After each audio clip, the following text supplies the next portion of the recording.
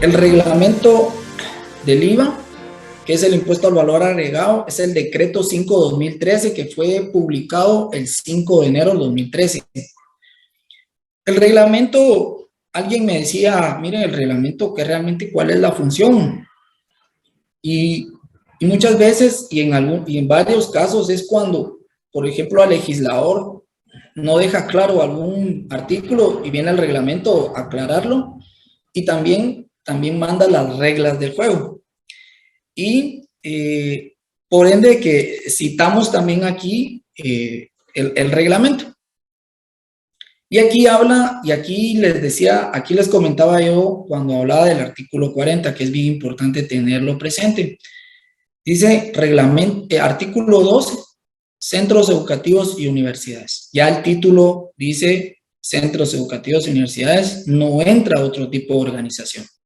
Y dice, los centros educativos públicos y privados, así como las universidades autorizadas para funcionar en el país, referidos en el artículo 8, numeral 1 y 2 de la ley, deberán inscribirse como contribuyentes para todas las actividades que realicen y presentar la declaración a que se refiere el artículo 40 de la ley, por las ventas realizadas o los servicios prestados, sean grabados o no. Entonces, el artículo 40, cuando habla de entidades exentas, que realicen actividades exentas, se refiere a los centros educativos y universidades.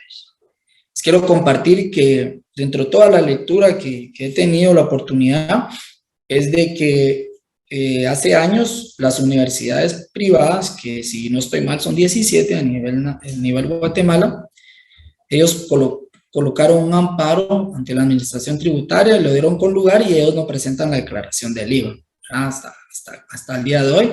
Más sin embargo, los centros educativos sí, ¿verdad? Entonces, por ejemplo, si ya ahorita únicamente presentan su declaración anual del impuesto sobre la renta y la declaración del IVA. Mientras tanto, mientras que los centros educativos, en este momento la plataforma del RTU9 los obliga a presentar, a que deben de afiliarse a la declaración del IVA, porque está tipificado en el reglamento y está vigente, ¿verdad? Aquí es donde radica por qué debo presentar la declaración. Muy distinto a las entidades no lucrativas. ¿Por qué tocamos el tema de las entidades no lucrativas? Porque hay asociaciones que tienen dentro de su NIT un centro educativo. Entonces podrían preguntarse, bueno, si las entidades como asociaciones no deben de presentar la declaración del IVA, porque si se dan cuenta en este artículo no los menciona, pero tiene un centro educativo. Entonces, en el momento de que usted registre un centro educativo, automáticamente queda obligado a presentar la declaración del impuesto al valor agregado. Otro tema son las iglesias. Las iglesias, casi en su totalidad las cristianas evangélicas, años anteriores, pero muchos años, constituían centros educativos. ¿Por qué? Porque dentro de los estatutos o la escritura de constitución habla de los fines y objetivos. Y en los fines, si nos vamos al artículo 15 del Código Civil, en su numeral 3, dice asociaciones, y en el numeral 1, las iglesias. Y las asociaciones dicen que cuando son de carácter de desarrollo educativo, religioso, de alimentación, de salud, está incluido eso. Entonces, en una orientación, estoy hablando en el año 2010 aproximadamente, se inscribían iglesias con centros educativos. Si esas se mantienen hoy vigentes, aunque fueran asociaciones o iglesias, pero tienen un centro educativo, tienen que presentar la declaración del IVA.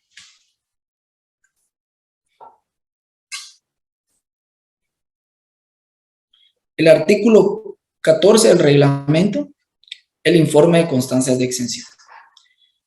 Todas las constancias de exención que nosotros generemos, debemos de hacer el informe de forma trimestral. Son los primeros 15 días de vencido el trimestre para presentarlo. Aquí hay algo muy importante y lo vamos a ver más adelante. En el Código Tributario, en el artículo 94, numeral 18, habla de los informes. Y los informes son como estos, ¿verdad? El no presentar el informe acarrea una multa de 5,000 quetzales, ¿verdad? Entonces, es importante cumplir con este requisito y el cumplimiento al uso de las constancias porque también tenemos que informar, ¿verdad? El artículo 29, que no lo puse aquí, el artículo 29 del reglamento son los requisitos que deben llevar todos los documentos para el cumplimiento de la vigencia de cada documento. Porque ya prácticamente ya no se aplica porque la misma administración tributaria en su plataforma, y la vamos a ver más adelante, ya coloca ya la información. Y les quiero hacer una observación aquí. Antes, cuando yo recibía una factura en papel, recibía un recibo por donación, recibía un recibo normal por colegiatura, le preguntaban a uno si le pongo ciudad o le pongo la dirección, ¿sí? Entonces, el hábito era que se hiciera así. Y las imprentas hacían los recibos o las facturas con la dirección a quien se le iba a emitir la factura. Daban el espacio. Hoy en día, y lo vamos a, como les decía, lo de los documentos, ya la administración tributaria lo quitó. Ya no es necesario poner dirección. Si la factura me la van a emitir a mí, no tiene que llevar la dirección mía. ¿Por qué? Porque no está establecida en la ley. Algunos decían es que es por seguridad, no, es por cumplimiento al artículo 29 del reglamento del impuesto al valor agregado, en donde no está establecido poner la dirección a quien se le va a emitir la factura.